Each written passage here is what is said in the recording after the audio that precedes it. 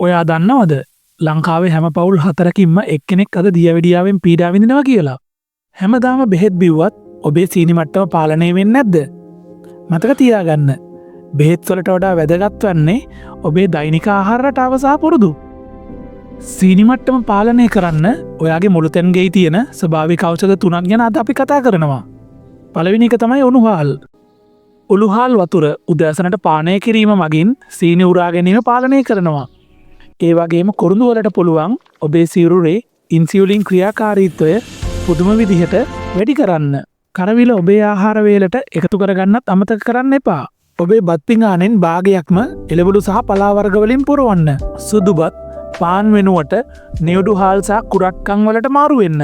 දිනපතා විනාඩි 20ක් වේගෙන් ඇවිදීම මගින් ඔබේ මාංශ පේශි ස්වභාවිකවම රුධිරයේ සීනි දහනය කරනවා. ඒ කියන්නේ ඔබේ මෙටබොලිසම් එක ගොඩක් වැඩි කරනවා. දියවැඩියාව කියන්නේ ලෙඩක් නොවේ. ඒ පාලනය කළ හැකි තත්වයක්. අද ඉඳන් මේ පුරුදු වලට හුරු වෙන්න. ඔයාගේ සීනි මට්ටමන කීයද කියලා පහලින් කමෙන්ට් කරන්න. තව කෙනෙක් දැනුවත් කරන්න මේ වීඩියෝ එක ෂෙයා කරන්න. නිරෝගී අපිත් එක්ක එකතු වෙන්න. ඔබට සුබ දවසක්.